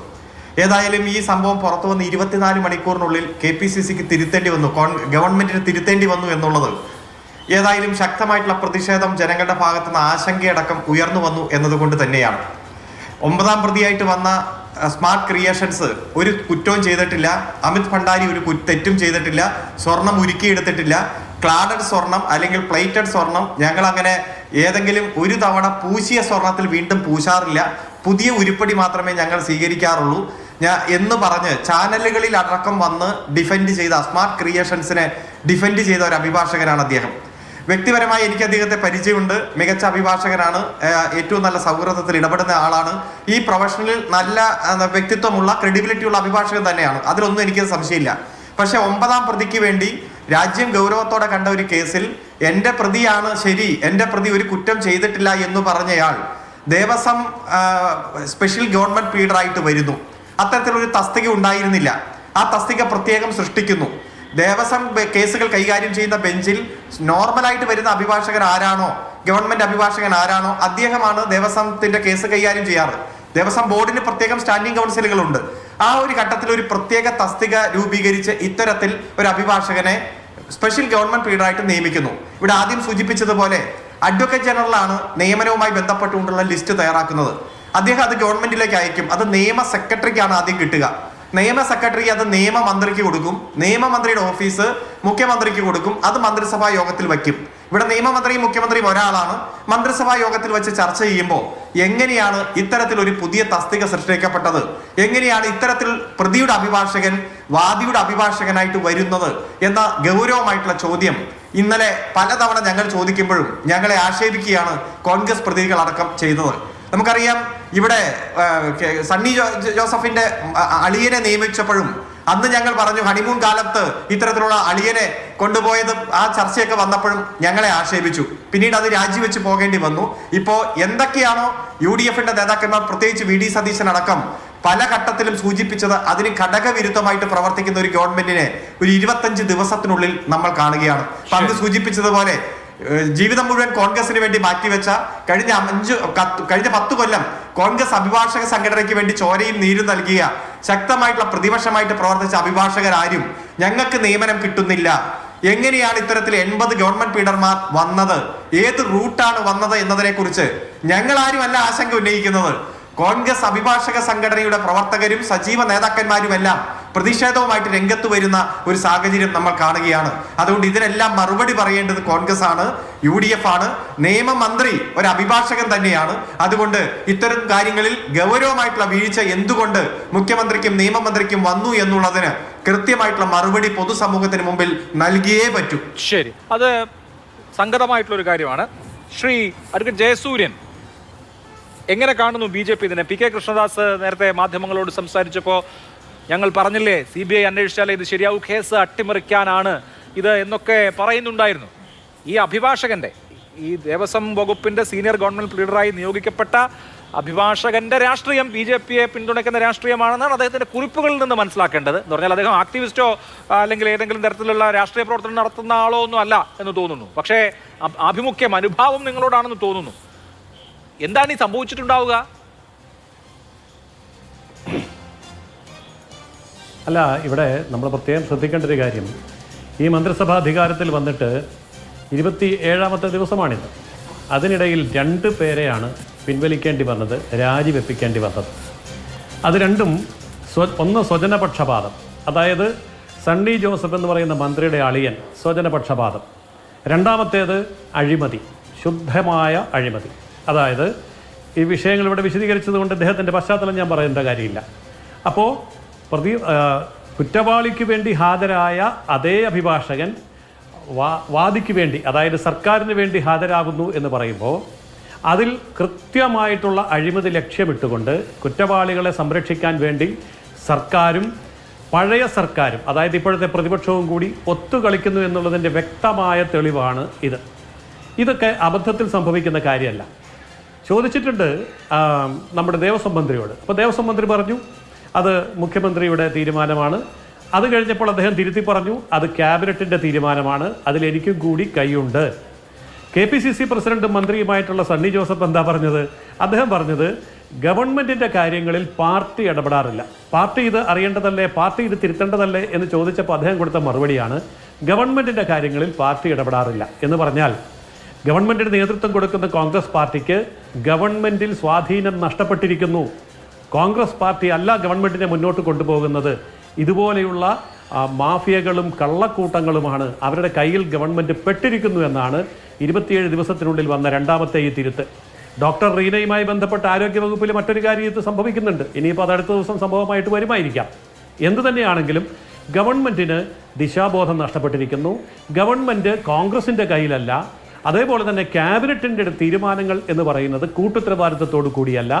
പരസ്പരം പഴിചാരി രക്ഷപ്പെടാൻ ശ്രമിക്കുന്ന മന്ത്രിമാരും ഗവൺമെൻറ്റിൽ സ്വാധീനമില്ല എന്ന് പറയുന്ന കോൺഗ്രസ് പാർട്ടിയും ഈ കാര്യത്തിൽ ഒന്നിച്ചു നിന്നുകൊണ്ട് യഥാർത്ഥ കുറ്റവാളികളെ രക്ഷിച്ചെടുക്കാൻ ആവശ്യമായിട്ടുള്ള എല്ലാ പശ്ചാത്തലവും ഒരുക്കുന്നു എന്നാണ് പൊതുസമൂഹം ഇതിൽ നിന്ന് മനസ്സിലാക്കുന്നത്. ഇവിടെ ദേവസ്വം മന്ത്രി പറഞ്ഞൊരു കാര്യമുണ്ട്. അദ്ദേഹത്തോട് ചോദിച്ചു, ഇത് നിങ്ങൾ യഥാർത്ഥത്തിൽ തെറ്റുപറ്റിയതല്ലേ, മന്ത്രിസഭയ്ക്ക് തെറ്റുപറ്റിയതല്ലേ? അദ്ദേഹം അത് സമ്മതിക്കുന്നില്ല. അദ്ദേഹം പറയുന്നത് ഭക്തജനങ്ങളുടെ വികാരത്തെ മാനിച്ചുകൊണ്ട് ഞങ്ങൾ ഈ തീരുമാനമെടുത്തു. ബഹുജനങ്ങൾ ഞങ്ങളെ ഫോണിൽ വിളിച്ചപ്പോഴുള്ള പ്രതികരണം എന്നുള്ള നിലയിൽ ഞങ്ങൾ ഈ തീരുമാനമെടുത്തു. അപ്പോഴും ഞങ്ങൾ, അതായത് മന്ത്രിസഭ ക്യാബിനറ്റ് എടുത്ത തീരുമാനം തെറ്റാണ് എന്ന് പറയാൻ, ഞങ്ങൾക്ക് തെറ്റിപ്പോയി എന്ന് പറയാൻ ദേവസ്വം മന്ത്രി തയ്യാറാവുന്നില്ല. അപ്പോൾ മുഖ്യമന്ത്രിയും ദേവസ്വം മന്ത്രിയും അടങ്ങുന്ന ഈ ക്യാബിനറ്റ് മുഴുവൻ തന്നെ ഒന്നിച്ചെടുത്ത തീരുമാനം ജനങ്ങൾ അറിയുകയും ജനങ്ങൾ പ്രതികരിക്കുകയും ചെയ്തില്ലായിരുന്നുവെങ്കിലോ ഇതൊക്കെ അങ്ങ് നടന്നു പോകുമായിരുന്നു എന്നല്ലേ അതിൻ്റെ അർത്ഥം? തീർച്ചയായിട്ടും നമ്മൾ അറിഞ്ഞത് ഈ രണ്ട് കാര്യമാണ്, സണ്ണി ജോസഫിൻ്റെ അളിയൻ്റെ കാര്യവും ഇപ്പോൾ ശ്രീ പ്രദീപിൻ്റെ കാര്യവും. നമ്മൾ അറിയാത്ത എത്രയോ കാര്യങ്ങൾ ഇനി ഇതിൻ്റെ പിന്നാമ്പുറത്ത് കിടക്കുന്നു എന്നുള്ളതും അന്വേഷണ വിധേയമായി വരുമ്പോൾ അടുത്ത ദിവസങ്ങളിൽ എന്തൊക്കെ പുറത്തു വരുമെന്നുള്ളതും കാണാനിരിക്കുന്ന കാര്യമാണ്. ആരോഗ്യവകുപ്പിലെ ഡോക്ടർ റീനയുടെ ഒക്കെ കാര്യം അതാണ്. അവർ തന്നെ പറഞ്ഞു, കനത്ത സമ്മർദ്ദമാണ് വരുന്നത്. ശരി, അല്ല നമുക്ക് ആ വിഷയം 11 മാസം കൂടിയ സർവീസ് ഉള്ളൂ. ഞാൻ ഇതുവരെ അടുത്ത ദിവസങ്ങളിലൊക്കെ ചർച്ചയായി. ഇപ്പൊ നമ്മൾ സംസാരിക്കുന്നത് ഈ പ്ലീഡറുടെ വിഷയമാണല്ലോ. അതിൽ ശ്രീ ടി കെ രാജഗോപാൽ, ഒന്ന് ദേവസ്വം മന്ത്രിയുടെ പ്രതികരണം. ദേവസ്വം മന്ത്രിയുടെ പ്രതികരണത്തിൽ നിന്ന് വളരെ വ്യക്തമാകുന്ന ഒരു കാര്യം, അദ്ദേഹത്തിന് താല്പര്യമുള്ള നിയമനമായിരുന്നില്ല ഇത്, അദ്ദേഹം അറിഞ്ഞ നിയമനവും ആയിരുന്നില്ല ഇത് എന്നാണ്. കാരണം വളരെ വ്യക്തമായി അദ്ദേഹം, ഞാനത് മുഖ്യമന്ത്രിക്ക് വിട്ടതാണ്, മുഖ്യമന്ത്രി സ്വതന്ത്രമായി തീരുമാനമെടുത്തോട്ടെ എന്ന് വിട്ടതാണെന്ന് അദ്ദേഹം ഇന്നലെ പറഞ്ഞതാണ്. ഇന്ന് അദ്ദേഹം പറയുന്നുണ്ട്, മന്ത്രിസഭായോഗ തീരുമാനമല്ലേ, കൂട്ടുത്തരവാദിത്വമല്ലേ, എനിക്ക് തള്ളി പറയാൻ പറ്റില്ലല്ലോ എന്ന്. എന്തെങ്കിലും നിർവാഹം ഉണ്ടായിരുന്നെങ്കിൽ ഞാൻ തള്ളി പറഞ്ഞേനെ, പക്ഷേ കൂട്ടുത്തരവാദിത്വത്തിന്റെ പ്രശ്നമുള്ളതുകൊണ്ട് ഞാൻ തള്ളിപ്പറയുന്നില്ല എന്ന് പറയുമ്പോൾ കൃത്യമായി ഇതെന്റെ പെടലിക്ക് വെക്കണ്ട എന്ന് കെ മുരളീധരൻ കൃത്യമായും പറയുന്നുണ്ട്. ഇപ്പോൾ ദേവസ്വം മന്ത്രിയെ നമുക്ക് മാറ്റി നിർത്താം. ഇവിടെ സൂചിപ്പിച്ച AG നിയമവകുപ്പിന് ശുപാർശ ചെയ്ത് ക്യാബിനറ്റിൽ വന്ന് എടുത്തിട്ടുള്ള തീരുമാനമാണല്ലോ. അപ്പോൾ ഇത് കടന്നുപോയ റൂട്ടിൽ എവിടെയും ദേവസ്വം മന്ത്രി ഇല്ല താനും. അപ്പോൾ സ്വാഭാവികമായും ഇദ്ദേഹത്തോട് രാജിവെക്കാൻ ആവശ്യപ്പെട്ടു എന്നുള്ളതിനപ്പുറത്ത് എന്ത് സംഭവിച്ചു, എങ്ങനെ ഇദ്ദേഹം നിയമിക്കപ്പെട്ടു എന്നത് വിശദീകരിക്കേണ്ട ബാധ്യത മുഖ്യമന്ത്രിക്കല്ലേ വരിക? തീർച്ചയായിട്ടും അഭിലാഷേ, അതല്ലേ നമ്മൾ ആദ്യഘട്ടത്തിൽ പറഞ്ഞത് തന്നെയാണ്. കാരണം ഈ മുഖ്യമന്ത്രിയുടെ തന്നെയാണ് ഈ ധനവകുപ്പും നിയമവകുപ്പും നിയമകാര്യമന്ത്രിയും മുഖ്യമന്ത്രി തന്നെയാണ്. അപ്പോൾ ഈ ഫയലുകളെല്ലാം കടന്നു പോയിരിക്കുന്നത് അദ്ദേഹത്തിൻ്റെ 2 വകുപ്പിൽ കൂടെയാണ് കടന്നു പോയിരിക്കുന്നത്. അദ്ദേഹം ശരിക്കും ഇത് കണ്ടിട്ടുണ്ട്. അതുതന്നെയല്ലേ സ്പെഷ്യൽ ഗവൺമെൻറ് പ്ലീഡർ എന്ന് പറഞ്ഞു കഴിഞ്ഞാൽ അതിനകത്തിൽ ഇപ്പോൾ ഞാൻ മനസ്സിലാക്കുന്നിടത്തോളം പ്രകാരമാണെങ്കിൽ ഏജ് ലിമിറ്റ് പോലുമില്ല. ഒരു പക്ഷെങ്കിൽ ഈ സർക്കാരിൻ്റെ കാലം 5 വർഷവും അദ്ദേഹത്തിന് തുടർച്ചയായിട്ട് ഈ പോസ്റ്റിൽ തന്നെ ഇരിക്കാം. അതല്ലെങ്കിൽ ഏജ് ലിമിറ്റും ഇല്ലെന്നാണ് അറിയുന്നത്. അങ്ങനെയാണത് അതിന്റെ. അപ്പൊ അല്ലെങ്കിൽ സീനിയർ ഗവൺമെന്റ് പ്ലീഡർ ആക്കിയാൽ മതിയല്ലോ. തീർച്ചയായിട്ടും അതാണ്, അന്ന് ആലോചിച്ച് നോക്കുക. അപ്പോൾ അങ്ങനെ നമ്മൾ ഇതിനെ നിസ്സാരമായിട്ട് അങ്ങനെ കളയാനൊക്കത്തില്ല. വെറും പ്ലീഡർമാരുടെ നിയമനങ്ങളോ അല്ലെങ്കിൽ പിന്നെ ഈ പറയുന്നത് പോലെയുള്ള പ്രോസിക്യൂട്ടർമാരുടെ നിയമങ്ങൾ പോലെ അല്ല ഇത് വളരെ ആലോചിച്ച് കൃത്യമാക്കി രൂപപ്പെടുത്തി എടുത്തിരിക്കുന്ന നിയമനം തന്നെയാണ്. ഇപ്പോൾ കേരളത്തിൽ അങ്ങനെ പ്ലീഡർമാരും വക്കീലുമാർക്കൊന്നും കേരളത്തിൽ ക്ഷാമമുള്ള കാലമൊന്നുമല്ല. ദേവസ്വത്തിൻ്റെ കേസ് നടത്തുന്നതാണെങ്കിൽ ഏത് കേസ് നടത്തുന്നതിനായിട്ടും വളരെ മിടുക്കരായ ധാരാളം വക്കീലുമാരുണ്ട്, പ്ലീഡർമാരും ഒക്കെ കേരളത്തിലുണ്ട്. അവരിൽ നിന്ന് ഈ ഒരാളിനെ മാത്രം കൃത്യമായിട്ട് കണ്ടെത്തിയിരിക്കുന്നു. അതാണ് അതിനകത്തിലെ പിന്നെ കൗതുകം എന്ന് പറയുന്നത്. അത് മന്ത്രിസഭ അറിയുന്നില്ലെന്നാണ് പറയുന്നത്. മന്ത്രിസഭ അറിയാതെ ആ നോട്ട് വന്നു എന്നാണ് പറയുന്നത്. കുറഞ്ഞപക്ഷം ദേവസ്വം മന്ത്രിയെങ്കിലും അറിയണ്ടേ? അദ്ദേഹം അറിഞ്ഞിട്ടുണ്ടോ എന്ന് അറിഞ്ഞുകൂടാ. ഇന്ന് KPCC അധ്യക്ഷനോട് ചോദിച്ചപ്പോൾ അദ്ദേഹം എന്തുവാ പറയുന്നത്? അദ്ദേഹം ഇതുകൊണ്ട് കൈമലർത്തുകയാണ്. അദ്ദേഹം പറഞ്ഞത് പാർട്ടിക്ക് ശരിയാണ്, പാർട്ടിക്ക് ഇത്തരം കാര്യങ്ങളൊന്നും അറിയേണ്ട കാര്യമില്ല. അദ്ദേഹം ഒന്ന് കൈപൊള്ളി നിൽക്കുന്നത് കൊണ്ടായിരിക്കാം. ഒരിക്കൽ നമ്മൾ പറഞ്ഞതുപോലെ പൂച്ചയുടെ കാര്യം ചൂടുവെള്ളത്തിൽ വീണ് കിടക്കുന്നത് കൊണ്ടായിരിക്കാമെന്ന് തോന്നുന്നു. അദ്ദേഹം വളരെ പെട്ടെന്ന് അങ്ങ് ചാടി മാറി അതിനകത്ത് നിന്ന്. ഇത് പാർട്ടിക്ക് അറിയേണ്ട കാര്യങ്ങളൊന്നും അല്ല. ഇത് ഇത് മന്ത്രിസഭ കൂട്ടുത്തരവാദിത്ത ഉള്ള ഒരു മന്ത്രിസഭയാണുള്ളത്, മന്ത്രിസഭയെ തീരുമാനിച്ചാൽ മതി എന്ന് പറഞ്ഞു കഴിഞ്ഞാൽ വീണ്ടും അദ്ദേഹം ആ ഉത്തരവാദിത്തം കൊണ്ടുവന്ന് മുഖ്യമന്ത്രിയുടെ മേലിൽ ചാരി കൊടുക്കുകയാണ്. നമ്മൾ ഈ വിഷയം ചർച്ച ചെയ്യുന്നതിൻ്റെ പ്രധാനപ്പെട്ട ഒരു കാര്യം എന്ന് പറഞ്ഞാൽ ഇത് വളരെ നിർണായകമായ ഘട്ടത്തിലേക്കാണ് ഈ ശബരിമല സ്വർണ്ണക്കൊള്ള കേസ് വന്ന് നിൽക്കുന്നത്. അഭിലാഷമൊക്കെ അറിയാവുന്നതുപോലെ ആ കേസ് ഫൈനൽ സ്റ്റേജിലേക്ക് എത്തുകയാണ്, അവസാന സ്റ്റേജിലേക്ക് വന്നുകൊണ്ടിരിക്കുകയാണ്. ഇപ്പം കഴിഞ്ഞ ദിവസത്തെ വാർത്തകൾ പ്രകാരമാണെങ്കിൽ SIT അതിൻ്റെ റിപ്പോർട്ട് ഇപ്പോൾ 18-ാം തീയതി ജൂൺ 18-ന് കേസ് പരിഗണിക്കുന്നുണ്ട്. ആ സമയത്ത് SP ശശിധരൻ നേരത്തെ കൊടുത്ത ഒരു അഫിഡവിറ്റ് കൊടുത്തിട്ടുണ്ട്. ആ അഫിഡവിറ്റിൽ അദ്ദേഹം പറഞ്ഞത് ഈ ജൂൺ 18-ന് വരുന്ന ഞങ്ങളുടെ റിപ്പോർട്ടെന്ന് പറയുന്നത് അതിനകത്തിൽ ഈ കേസിൽ എത്ര പ്രതികളുണ്ട്, അവരുടെയൊക്കെ റോൾ എന്തെല്ലാമാണ്, ഇതിനകത്തിലെ പ്രധാന പ്രതികൾ ആരാണ് എന്നൊക്കെ പറഞ്ഞ് ഞങ്ങളിത് ലിസ്റ്റ് ചെയ്ത് പ്രതികളുടെ എണ്ണവും അവരുടെ റോളും സമർപ്പിക്കാമെന്നാണ് അദ്ദേഹം അന്ന് കോടതിയെ അറിയിച്ചിരിക്കുന്നത്. അപ്പോൾ 18-ന് കേസ് വരികയാണ്. 18-ന് അതിന് നിർണായകമായ ഒരു ഘട്ടത്തിലേക്ക് അത് എത്തി. എന്തുമാത്രം കഷ്ടപ്പെട്ടിട്ടാണ് അവരത് അന്വേഷണം നടക്കുന്നതെന്നറിയില്ലോ. നമുക്കിപ്പോഴും അറിയാവുന്ന പോലെ ശബരിമലയിൽ നിന്ന് പോയ സ്വർണ്ണം മുഴുവനും തിരിച്ചു വന്നിട്ടുണ്ടോ, തുണ്ടി മുതൽ മുഴുവൻ തിരിച്ചു വന്നിട്ടുണ്ടോ നമുക്ക് ഇപ്പോഴും വിശ്വസിക്കാൻ പറ്റുന്നില്ല. ഒരു പക്ഷേ SIT റിപ്പോർട്ട് വരട്ടെ. അതൊക്കെ ചെയ്തിരിക്കുന്ന സ്ഥാപനമാണ്. ഈ സ്ഥാപനം എന്തെല്ലാം കളവാണെന്ന് പറഞ്ഞത് ഇല്ലേ? ഈ സ്മാർട്ട് ക്രിയേഷൻസും അതിനുവേണ്ടി ഹാജരായ ഈ വക്കീലുമൊക്കെ എന്തെല്ലാം കാര്യങ്ങളാണെന്ന് പറഞ്ഞത്. SIT വരുന്നതിന് മുമ്പ് അവിടെ ആർഗ്യുമെൻ്റ് എന്തെല്ലാം ഞങ്ങൾക്ക് വൈദഗ്ധ്യമില്ലെന്ന് പറഞ്ഞു. പക്ഷേ അവസാനം SIT കണ്ടെത്തിയില്ലേ? അവിടുന്ന് തന്നെ കണ്ടെത്തി. അവിടെ തന്നെയാണ് ഇത് ഒരുക്കിയിരിക്കുന്നതെന്ന് കണ്ടെത്തിയിട്ടുണ്ട്. കുറച്ച് പണിക്കൂലി എടുത്തു, ബാക്കി കുറച്ച് സ്വർണം ഗോവർദ്ധനം കൊണ്ടുപോയി, പിന്നെ ബാക്കിയുള്ളത് അവിടെയാണ് അതിബുദ്ധി അവിടെ കാണിച്ചിട്ടുണ്ട്. ഇങ്ങനെ ഒരു നിയമനം വരുന്നത് എന്നുള്ളതാണ് ഇതിലെ ആശങ്ക. പ്യുവർ കോപ്പർ എന്ന് പറഞ്ഞ ആളെ ഈ കേസിൽ ഏറ്റവും പ്രധാനപ്പെട്ട ചുമതല വഹിക്കേണ്ട ദേവസ്വം വകുപ്പിന്റെ സ്പെഷ്യൽ ഗവൺമെന്റ് ലീഡർ തസ്തികയിലേക്ക് നിയമിക്കുമ്പോൾ എന്താണ് ഈ സംഭവിക്കുന്നതെന്ന് ആരും തലയിൽ കൈവച്ച് ചോദിച്ചു പോകും. ഈ ഘട്ടത്തിൽ എന്തിനിങ്ങനെ ഒരു നിയമനം എന്ന ആശങ്ക, എന്ന ചോദ്യം, എന്ന ആ വലിയ ക്വസ്റ്റ്യൻ അവിടെ നിർത്തിക്കൊണ്ട് നമുക്കൊരു ഇടവേളയിലേക്ക് പോകാം. ഇടവേളയ്ക്ക് ശേഷം മറ്റു ചോദ്യങ്ങൾ ചർച്ചയിലേക്ക് വേണ്ടി. ജിൻഡോ ജോൺ, എതിർ രാഷ്ട്രീയ പാർട്ടികളുടെ പ്രവർത്തകർ പറയുന്ന വിമർശനങ്ങൾക്കപ്പുറത്ത് സ്വന്തം പാർട്ടിക്കകത്ത് നിന്ന് ഉയരുന്ന വിമർശനങ്ങൾ ഈ സർക്കാരിനെ ശ്വാസം മുട്ടിക്കുന്നുണ്ട്. ഇപ്പോൾ ഇന്ത്യൻ ലോയേഴ്സ് കോൺഗ്രസിന്റെ state president advocate PK Abdurahman, അദ്ദേഹം KC വേണുഗോപാലിനും മുഖ്യമന്ത്രി VD സതീശനും KPC പ്രസിഡന്റിനും അയച്ചൊരു കത്തുണ്ട്. ആ കത്തിൽ പറയുന്നത്, ഈ നിയമനങ്ങളെക്കുറിച്ച് പറയുന്നത്, many persons are appointed on individual interest and on extraneous considerations, sometimes even lawyers who belong to the other parties എന്നാണ്. വ്യക്തി താല്പര്യങ്ങൾ അനുസരിച്ചും മറ്റ് പരിഗണന കൊണ്ടും ഒക്കെയാണ് നിയമനങ്ങൾ പലതും നടക്കുന്നത്. വേറെ രാഷ്ട്രീയ പാർട്ടികളുടെ പ്രവർത്തകരായിട്ടുള്ള ലോയേഴ്സ് വരെ ഈ സംവിധാനത്തിൽ നിയമിക്കപ്പെടുകയാണ് എന്ന് പറയുമ്പോൾ ഇതിലൊക്കെ പാർട്ടിക്ക് എന്തെങ്കിലും ഒരു റോളോ കൺട്രോളോ ഒക്കെ ഉണ്ടാവേണ്ടതല്ലേ? ഈ വ്യക്തി താല്പര്യം എന്ന് പറയുന്നത് ആരുടെ വ്യക്തി താല്പര്യമാണ്? എന്ത് വ്യക്തി താല്പര്യമാണ്?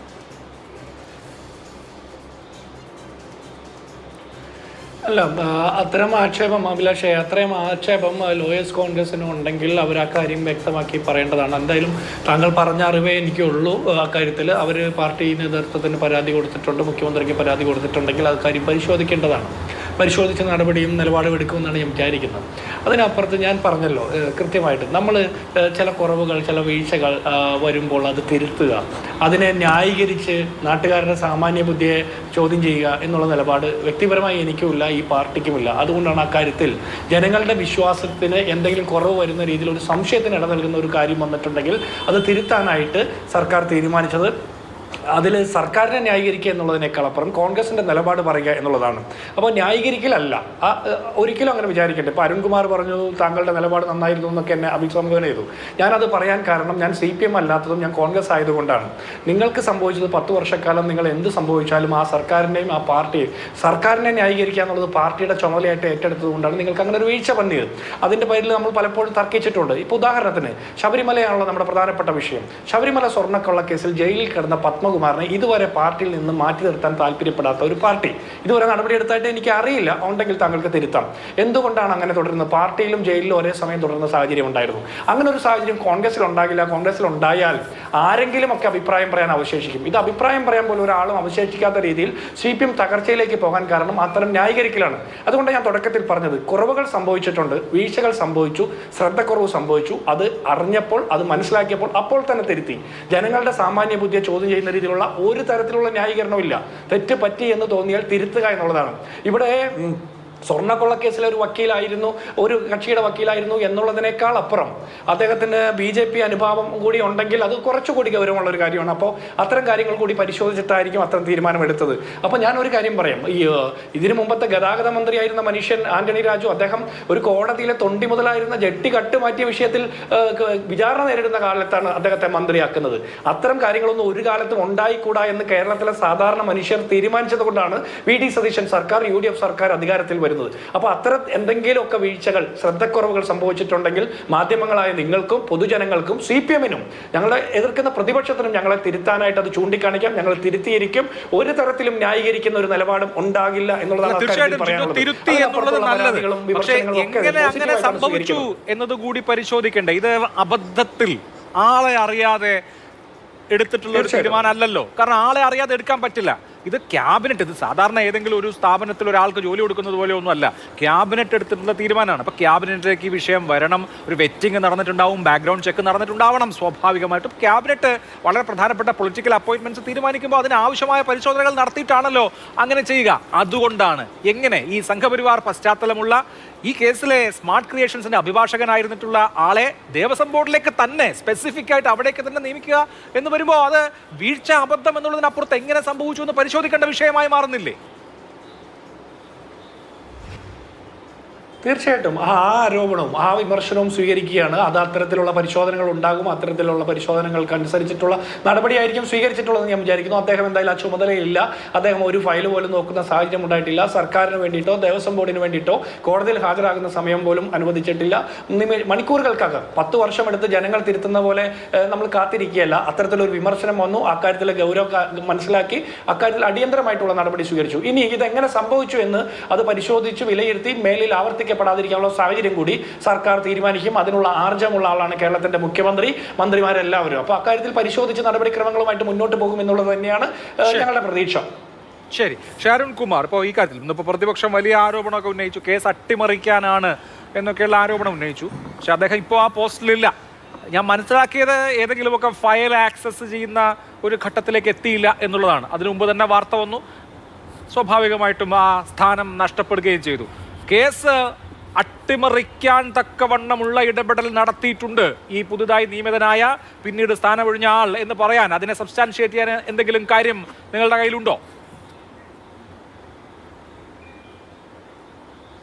അഭിലാഷേ, ബഹുമാനപ്പെട്ട കോൺഗ്രസിന്റെ പ്രതിനിധി പറഞ്ഞത് ഞങ്ങൾ ന്യായീകരിച്ചില്ല, ഞങ്ങൾ ഒട്ടും ന്യായീകരിച്ചില്ല എന്ന്. ഈ ചർച്ചയിൽ പങ്കെടുക്കുന്ന ബഹുമാനപ്പെട്ട TK രാജഗോപാൽ സാറിനോട് ചോദിച്ചാൽ ഇദ്ദേഹം കോൺഗ്രസിന്റെ പ്രതിനിധികൾ ന്യായീകരിച്ചോ എന്ന് കൃത്യമായി മറുപടി പറയും. കാരണം ഇന്നലെ വളരെ പോസിറ്റീവായിട്ട് ഈ വിഷയത്തിൽ ജനങ്ങൾക്കുള്ള ആശങ്ക ശ്രീ TK രാജഗോപാൽ ഈ ചർച്ചയിലൂടെ തന്നെ വെളിപ്പെടുത്തിയപ്പോൾ അദ്ദേഹത്തെ എത്ര മോശമായിട്ടാണ് കോൺഗ്രസ് പ്രതിനിധികൾ ആക്രമിച്ചതെന്നറിയോ? വളരെ മോശമായി, തെറ്റായിട്ടുള്ള ഭാഷ ഉപയോഗിച്ചുകൊണ്ട്, ഒരിക്കലും പാടില്ലാത്ത വാക്കുകൾ ഉപയോഗിച്ചുകൊണ്ട് ആക്രമിച്ചു. വെല്ലുവിളി നടത്തുന്ന സാഹചര്യം ഉണ്ടായി. ഇന്ന് രാജിവെച്ചു എന്നതുകൊണ്ട് മാത്രമല്ലേ കോൺഗ്രസ് പ്രതിനിധികൾ ഇങ്ങനെ വന്നൊരു എക്സ്പ്ലനേഷൻ നൽകുന്നത്? അങ്ങനെ രാജിവെക്കാനുണ്ടായിട്ടുള്ള സാഹചര്യം എന്താ? ഇന്നലെ പകല് മുഴുവൻ ജനങ്ങളുടെ ഭാഗത്തുനിന്ന് വലിയ പ്രതിഷേധം വന്നപ്പോൾ, വലിയ അട്ടിമറിയിലേക്ക് ഈ ഗവൺമെന്റ് വെറും 2-3 ആഴ്ച കൊണ്ട് പോയിരിക്കുന്നു എന്ന് ബോധ്യപ്പെടുന്ന സാഹചര്യം ഉണ്ടായപ്പോഴല്ലേ ഈ രാജി വന്നത്.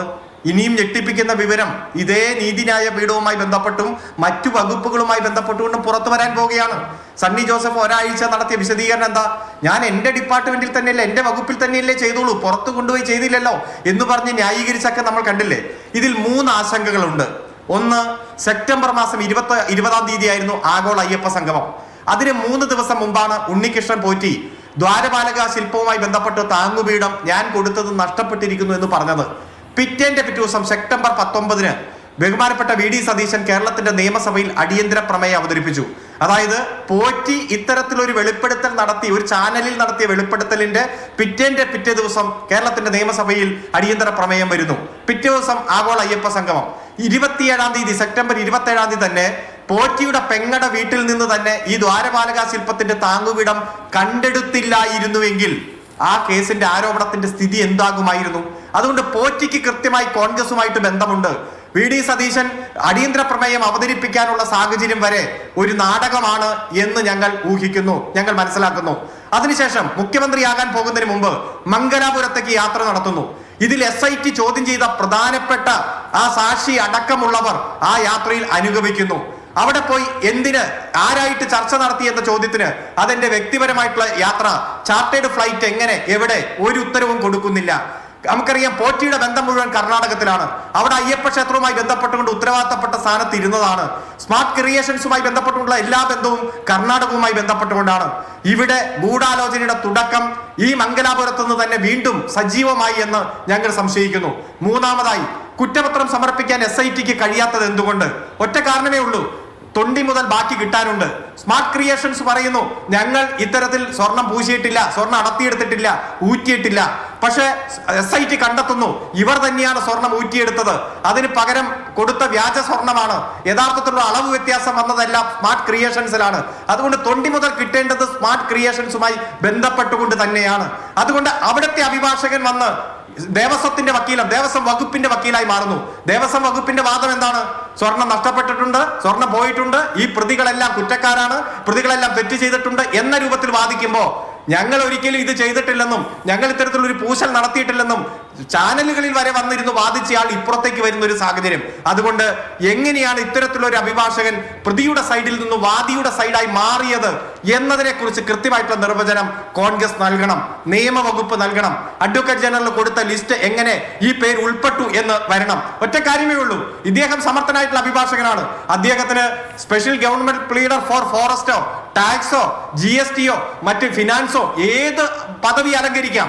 പക്ഷേ ഒരു കേസിൽ താൻ പ്രതിക്ക് വേണ്ടി ഹാജരായി മാധ്യമങ്ങളിലടക്കം വന്ന് തന്റെ പ്രതിക്കും പ്രതിയുടെ സ്ഥാപനത്തിനും വേണ്ടി വാദിച്ചിട്ട് നേരെ വന്ന് വാദിപക്ഷത്തേക്ക് മാറുന്ന ദേവസ്വം വകുപ്പിന്റെ ഏറ്റവും സ്പെഷ്യൽ ഒരു തസ്തിക സൃഷ്ടിച്ചു വരുന്ന ഒരു വിഷയം, അത് ബാർ കൗൺസിലിന്റെ തന്നെ ചട്ടങ്ങൾക്ക് വിരുദ്ധമാണ്. ചാപ്റ്റർ 6 റൂൾ 33 കൃത്യമായിട്ട് ചാപ്റ്റർ 2 റൂൾ 33 വകുപ്പുകൾക്ക് വ്യത്യസ്തമാണ്, കോടതി വിധികൾക്ക് വ്യത്യസ്തമാണ്. Chandrashekhar Soni versus Bar Council of Rajasthan പല കേസുകളിലും ഇത്തരം സാഹചര്യങ്ങൾ കോടതി കൈകാര്യം ചെയ്തിട്ടുണ്ട്. അതുകൊണ്ട് സ്വർണ്ണക്കള്ളക്കടത്ത് കേസ് അട്ടിമറിക്കാൻ വേണ്ടിയിട്ടുള്ള ഗൂഢാലോചനയാണ് എന്ന് കൃത്യമായി ഞങ്ങൾ സംശയിക്കുന്നു. ഇവിടെ എല്ലാവരും ഡിഫൻസ് പറയുന്നത് പത്മകുമാറിന്റെ വിഷയമില്ലേ, പത്മകുമാറിനെതിരെ നടപടിയെടുത്തോ, അത് ഞങ്ങൾ പരിശോധിച്ചോളാം. കൃത്യമായി ഞങ്ങൾ പറഞ്ഞിട്ടുണ്ട്, സമയോചിതമായി നടപടിയെടുക്കാൻ പറ്റാത്തത്, കുറ്റപത്രം വരട്ടെ എന്ന് കാത്തിരുന്നത് ഞങ്ങളുടെ ഒരു കുറവായി പോയി എന്ന് ഞങ്ങൾ അഡ്മിറ്റ് ചെയ്തിട്ടുണ്ട്. അത് ജനങ്ങൾക്ക് വേണ്ടി ഞങ്ങൾ അവതരിപ്പിച്ചിട്ടുണ്ട്. എല്ലാ പരിപാടികളിൽ നിന്നും അദ്ദേഹത്തെ മാറ്റി നിർത്തിയിട്ടുണ്ട്. ഞങ്ങൾ നടപടി സ്വീകരിക്കും. പക്ഷേ ആ കാരണം പറഞ്ഞുകൊണ്ട് ഈ കേസിനെ മുഴുവൻ ശബരിമലയുടെ നയാ പൈസ നഷ്ടപ്പെടരുത് എന്ന് തന്നെയാണ് നമ്മുടെ ആഗ്രഹം. ഒരു തുണ്ട് സ്വർണം നഷ്ടപ്പെടരുത് എന്ന് തന്നെയാണ് നമ്മുടെ എല്ലാം ആഗ്രഹം. അതുകൊണ്ട് ആ കേസ് അട്ടിമറിക്കാനുള്ള ശ്രമം, അതിന് നേതൃത്വം കൊടുക്കാൻ നിയമവകുപ്പും നിയമമന്ത്രിയും മുഖ്യമന്ത്രിയും രംഗത്തെത്തിയിരിക്കുന്നു എന്ന് ഞങ്ങൾ കൃത്യമായി ഈ വസ്തുതകളുടെ അടിസ്ഥാനത്തിൽ തന്നെ ഞങ്ങൾ സംശയിക്കുന്നു. ശരി, ശ്രീ ജയസൂര്യൻ, ഒന്ന് കേരളം ഏറ്റവും അധികം ചർച്ച ചെയ്തിട്ടുള്ള ഒരു കേസാണ്. അതിന്റെ അന്വേഷണം അതിന്റെ അവസാനത്തെ ഘട്ടത്തിലേക്ക് കടക്കുകയാണ്. ഒരുപാട് വൈതരണികളുള്ള കേസായിട്ടാണ് ആ കേസിനെ ഹൈക്കോടതിയുടെ ദേവസ്വം ബെഞ്ച് തന്നെ കണ്ടിട്ടുള്ളതും. ഇപ്പോൾ നടക്കുന്ന കാര്യങ്ങൾ കേസിന്റെ മുന്നോട്ട് പോക്കിനെ ഏതെങ്കിലും തരത്തിൽ ബാധിക്കും എന്ന് വിചാരിക്കുന്നുണ്ടോ? കേസ് അട്ടിമറിക്കാനുള്ള ഒരു നീക്കം അണിയറയിൽ ഉണ്ട് എന്ന് സംശയിക്കുന്നുണ്ടോ? എന്താണ് ആ കാര്യത്തിലെ BJPയുടെ ടേക്ക്? തീർച്ചയായിട്ടും ഇത് കേസ് അട്ടിമറിക്കാനുള്ള നീക്കം തന്നെയാണ്. അതുകൊണ്ടാണ് BJP നേതാവ് ശ്രീ PK കൃഷ്ണദാസ് പറഞ്ഞത് ഇത് CBIക്ക് വിടണം. കാരണം കേരളത്തിൽ ഈ ഇടത് വലത് മുന്നണികൾ മാറി മാറി ഭരിച്ചാലും ഭരണപക്ഷം പ്രതിപക്ഷത്തിരുന്നാലും ഇവരൊക്കെ അഴിമതിയുടെ കാര്യം വരുമ്പോൾ ഒരൊറ്റ മുന്നണിയാണ്, ഇവർ ഇന്ത്യ മുന്നണി തന്നെയാണ്. അപ്പോൾ പരസ്പരം സഹായിച്ചുകൊണ്ട് ഈ കേസിൽ പ്രതികളെ രക്ഷപ്പെടുത്താനും അതിൻ്റെ ലാഭം വീതിച്ചെടുക്കാനും വേണ്ടിയുള്ള വലിയ ഗൂഢാലോചനയാണ് ഇപ്പോൾ പുറത്തു വന്നിരിക്കുന്നത്. അത് അയ്യപ്പൻ്റെ വിഷയമായതുകൊണ്ട് വളരെ നേരത്തെ തന്നെ പുറത്തു വന്നു, നമുക്കിത് കാണാൻ കഴിഞ്ഞു എന്ന് മാത്രം. ഏതായാലും ഒരു കാര്യം സത്യമാണ്, ആത്മാർത്ഥത ഇവിടെ ഗവൺമെൻറ്റിനില്ല. അത് മുഖ്യമന്ത്രിക്കുമില്ല, നിയമവകുപ്പിനുമില്ല, അതേപോലെ തന്നെ ദേവസ്വം മന്ത്രിക്കുമില്ല. അപ്പോൾ ക്യാബിനറ്റ് കൂട്ടായിട്ട് ഈ കാര്യങ്ങൾ തീരുമാനമെടുക്കുന്നു എന്ന് ദേവസ്വം മന്ത്രി പറയുമ്പോൾ ക്യാബിനറ്റിൽ ആർക്കും ഈ കാര്യത്തിൻ്റെ സത്യം തെളിഞ്ഞ് വസ്തുത പുറത്തു വരണം, പ്രതികൾ ശിക്ഷിക്കപ്പെടണം, തൊണ്ടി മുതൽ അല്ലെങ്കിൽ കള്ളം മുതൽ കണ്ടെടുക്കണം എന്നുള്ള യാതൊരു ആത്മാർത്ഥതയുമില്ല. അതുകൊണ്ട് LDFO UDFO ആര് നടത്തുന്ന അന്വേഷണവും കേരളത്തിൻ്റെ ഇപ്പോഴത്തെ സാഹചര്യത്തിൽ സത്യം പുറത്തു കൊണ്ടുവരാൻ പോകുന്നില്ല. അയ്യപ്പൻ്റെ മുതലായതുകൊണ്ട് ഇത്രയെങ്കിലുമൊക്കെ പുറത്തു വന്നു. പക്ഷെ സത്യസന്ധമായിട്ട് ഈ കാര്യങ്ങൾ അന്വേഷിക്കണമെങ്കിൽ, പൂർണ്ണമായ അന്വേഷണത്തിൽ സത്യം പുറത്തു വരണമെങ്കിൽ അത് കേന്ദ്ര ഏജൻസി CBI തന്നെ ഇത് അന്വേഷിച്ചാൽ മാത്രമേ ഇത് പുറത്തു വരികയുള്ളൂ. അതിന് സംസ്ഥാന ഗവൺമെൻറ് അനുമതി കൊടുക്കണം, ശുപാർശ ചെയ്യണം എന്നുള്ളതാണ് BJPയെ സംബന്ധിച്ചിടത്തോളം പറയാനുള്ളത്. മാത്രമല്ല കേരള സമൂഹത്തെ സംബന്ധിച്ചിടത്തോളം ഈ കാര്യത്തിലുള്ള ഗൗരവം നമ്മൾ കണ്ടു കഴിഞ്ഞതാണ്. അയ്യപ്പനുമായി ബന്ധപ്പെട്ട വിഷയങ്ങളിലൊക്കെ വലിയ രാഷ്ട്രീയ തിരിച്ചടികൾ ഇവിടുത്തെ മുന്നണികളൊക്കെ ഏറ്റുവാങ്ങിയിട്ടുണ്ട്. ഇപ്പോൾ സംഭവിക്കാൻ പോകുന്നത് ഇക്കാര്യത്തിൽ വീണ്ടും ഒളിച്ചുകളിയും കള്ളക്കളിയുമാണ് UDF നേതൃത്വം കൊടുക്കുന്നതെങ്കിൽ അടുത്ത തിരിച്ചടി UDFനായിരിക്കും ലഭിക്കുക. എന്തുതന്നെയാണെങ്കിലും രാഷ്ട്രീയത്തോടും ഭരണത്തോടും ദേവസ്വത്തോടും പൊതുജനങ്ങളോടുമുള്ള ആത്മാർത്ഥതയും കൂറുമുണ്ട് എങ്കിൽ അത് കൃത്യമായി തെളിയിക്കേണ്ട അവസരമാണ് ഇത്. അവിടെ പോലും ഈ തരത്തിലുള്ള ഒളിച്ചുകടത്തൽ നടത്താൻ വേണ്ടി മുഖ്യമന്ത്രിയുടെ ഓഫീസ് തന്നെ മുൻകൈയെടുത്തു എന്ന് പറയുമ്പോൾ, ക്യാബിനറ്റ് അതിന് അനുവാദം കൊടുത്തു എന്ന് പറയുമ്പോൾ, ഇത് കൂട്ടുത്തരവാദിത്വമാണ് എന്ന് ദേവസ്വം മന്ത്രി പറയുമ്പോൾ, ഒരു മന്ത്രിസഭ മുഴുവൻ, ഇവിടെ മുഴുവൻ ക്യാബിനറ്റ് മന്ത്രിമാരാണല്ലോ, അപ്പോൾ ക്യാബിനറ്റ് മിനിസ്റ്റേഴ്സ് മുഴുവൻ ഒന്നിച്ചിരുന്നു കൊണ്ട് എടുക്കുന്ന ഒരു തീരുമാനം സത്യത്തെ മറയ്ക്കാൻ വേണ്ടിയുള്ളതാണ്, കള്ളന്മാരെ രക്ഷിക്കാൻ വേണ്ടിയുള്ളതാണ്, കൊള്ള മുതൽ വീതം വെച്ചെടുക്കാൻ വേണ്ടിയുള്ളതാണ് എന്ന് കേരളീയ സമൂഹം ന്യായമായും സംശയിക്കുന്നു. അതുകൊണ്ട് തീർച്ചയായിട്ടും ഈ അന്വേഷണം കേരളത്തിന് വെളിയിലേക്ക് പോകണം. കേന്ദ്ര ഏജൻസി അന്വേഷിച്ചാൽ മാത്രമേ സത്യം പുറത്തു വരൂ എന്നാണ് BJPയുടെ അഭിപ്രായം. ശരി, ശ്രീ ടി കെ രാജഗോപാൽ, ഒരു നിയമനത്തെക്കുറിച്ചല്ല മറ്റ് നിയമനങ്ങളെക്കുറിച്ചും ആക്ഷേപമുള്ള ആളുകളുണ്ട്. ഒന്നാമത്തെ ഘടകം, ഞാൻ നേരത്തെ ഇന്ത്യൻ ലോയേഴ്സ് കോൺഗ്രസിന്റെ കേരള ഘടകത്തിന്റെ കത്ത്, പാർട്ടിക്ക് നൽകിയ കത്ത് വായിച്ചല്ലോ. വ്യക്തി താല്പര്യങ്ങൾ, ബാഹ്യ സമ്മർദ്ദങ്ങൾ അല്ലെങ്കിൽ പരിഗണനകൾ തുടങ്ങിയ കാര്യങ്ങളൊക്കെ ഈ പ്രധാനപ്പെട്ട നിയമനങ്ങളുടെ കാര്യത്തിൽ വരുന്നു എന്ന് ലോയേഴ്സ് കോൺഗ്രസ് തന്നെ ആരോപിക്കുന്നു. അത് 9-ാം തീയതി കൊടുത്ത കത്താണ്. നമ്മൾ ഇന്ന് 13-ാം തീയതിയാണ്. 2 ദിവസമായിട്ടാണ് ഈ വിവാദം ഉണ്ടായിട്ടുള്ളത്. പാർട്ടിക്കകത്ത് ഇത്തരം കാര്യങ്ങളൊക്കെ നേരത്തെ തന്നെ ചർച്ചയായിട്ടുണ്ട് കോൺഗ്രസിനകത്ത്. പക്ഷേ ക്യാബിനറ്റിലടക്കം ഈ വിഷയത്തിൽ സാധാരണ നിലയിൽ കോൺഗ്രസ് പാർട്ടിയുടെ അല്ലെങ്കിൽ UDFന്റെ ഒരു മുന്നണി ഭരിക്കുമ്പോൾ ഉണ്ടാവുന്ന അത്രയും ചർച്ചകൾ നടക്കുന്നില്ല എന്ന് വേണമോ മനസ്സിലാക്കാൻ. ഇതൊക്കെ നോട്ടക്കുറവെന്ന് പറയാൻ പറ്റില്ല. അതിനപ്പുറത്ത് ഇപ്പോൾ ആരാണ് എന്താണെന്നൊക്കെ അറിയാത്ത ആളുകളൊന്നും ആയിരിക്കില്ലല്ലോ കൗൺസിൽ ഓഫ് മിനിസ്റ്റേഴ്സ്. എന്തുകൊണ്ട് അങ്ങനെ ഒന്ന് നമ്മൾ കാണുന്നില്ല? ഏകപക്ഷീയമായ തീരുമാനങ്ങൾ വരുന്നു.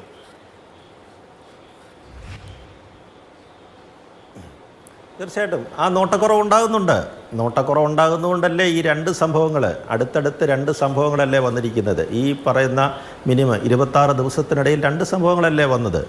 UDFനെ എന്തിനാണ് അധികാരത്തിൽ കൊണ്ടുവന്നത്? UDFനെ അതിൻ്റെ പ്രവർത്തകരും അതേപോലെ തന്നെ പാർട്ടി പ്രവർത്തകരും അനുഭാവികളും കൊണ്ടുവന്നത് അവർക്ക് അവരുടേതായൊരു, അവർ പറഞ്ഞല്ലോ, ഒരുപാട് ആരോപണങ്ങൾ LDF മുന്നണിക്കെതിരെ അവർ ഉന്നയിച്ചിരുന്നു. അപ്പോൾ അതിനൊക്കെ തിരുത്തൽ വേണം. ആ തിരുത്തലിന് വേണ്ടിയിട്ടാണ് അവർ UDFനെ അധികാരത്തിൽ കൊണ്ടുവന്നു കഴിഞ്ഞാൽ അവരുടെ വിശ്വാസത്തിനെതിരായിട്ടുള്ള കാര്യങ്ങളൊക്കെ വന്നു കഴിഞ്ഞാൽ എന്ത് ചെയ്യും? സ്വാഭാവികമായിട്ട് അവർ പ്രതികരിക്കും. അത്തരം കാര്യങ്ങൾ അവർ പ്രതികരിക്കും. പ്രധാനപ്പെട്ട കീ പോസ്റ്റുകളിലെ നിയമനങ്ങളിലൊക്കെ വളരെയേറെ ശ്രദ്ധ വേണ്ടതാണ്. ഇല്ലെന്നുണ്ടെങ്കിൽ ഈ പറഞ്ഞതുപോലെ ആർക്കും കയറി എന്തും ചെയ്യാവുന്നൊരവസ്ഥയിലേക്ക് പോവുകയാണ്. അല്ലെങ്കിൽ അവരറിയുന്നില്ല. ഇപ്പോൾ ലോയേഴ്സ് കോൺഗ്രസ് പറയുന്നത് ശരിയാണ്. അവരൊരുപാട് പേരുടെ ലിസ്റ്റൊക്കെ കൊടുത്തിട്ടുണ്ട്. കോൺഗ്രസ് അനുഭാവികളായ ആളുകളുടെ ലിസ്റ്റൊക്കെ അവർ കൊടുത്തിട്ടുണ്ട്. അതൊന്നും പരിഗണിക്കുന്നില്ല. ആരുടെയൊക്കെയോ ലിസ്റ്റുകളാണ് പരിഗണിക്കുന്നതെന്ന് പറയുന്നു. അതിനിടയിലാണ് ഈ പറയുന്ന ഇത്തരത്തിലുള്ള തിരികെക്കയറ്റങ്ങൾ നടക്കുന്നത്. അതും പ്രധാന തസ്തികകളിലേക്കാണ് ഇതൊക്കെ നടക്കുന്നത്. ഇപ്പോൾ അഭിലാഷ് പറഞ്ഞില്ലേ, ഇതിനകത്ത് ഫയൽ ആക്സസ് ചെയ്തിട്ടുണ്ടോ നമുക്ക് അറിഞ്ഞുകൂടാ എന്നതില്ല. കാരണം കേൾക്കാം, പറഞ്ഞോളൂ.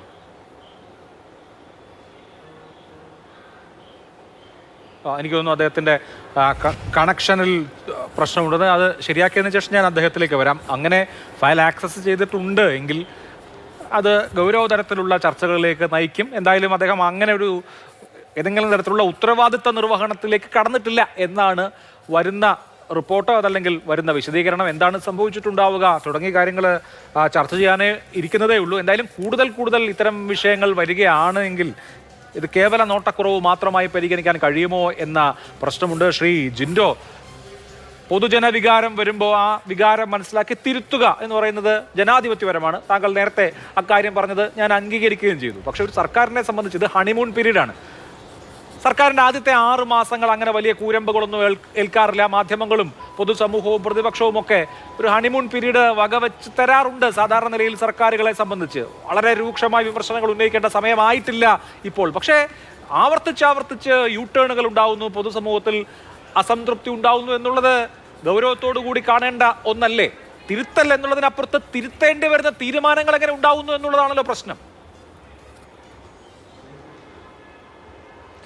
തീർച്ചയായിട്ടും അഭിലാഷ്, ഞാൻ അതിലേക്ക് വരാം. അതിനു മുമ്പ് എനിക്ക് അരുൺകുമാർ പറഞ്ഞ 1-2 കാര്യം രാഷ്ട്രീയ അഭിപ്രായം ആയതുകൊണ്ട് മറുപടി പറയണം. അതുകൊണ്ടാണ് അദ്ദേഹത്തിൻ്റെ കഴിഞ്ഞ ടേൺ തുടങ്ങി തന്നെ ആഗോള അയ്യപ്പ സംഗമത്തെ പൊളിക്കാൻ വേണ്ടിയിട്ട് അന്നത്തെ പ്രതിപക്ഷ നേതാവ് VD സതീശൻ എന്തോ ഗൂഢാലോചന നടത്തി അതിന് ഉണ്ണികൃഷ്ണൻ പോറ്റി ഉപയോഗിച്ചു എന്നുള്ളൊരു രീതിയിലാണ് അത് അദ്ദേഹം പ്രസംഗം ചെയ്തത്. എനിക്ക് അരുൺകുമാറോട് ഒറ്റ കാര്യമുള്ളൂ.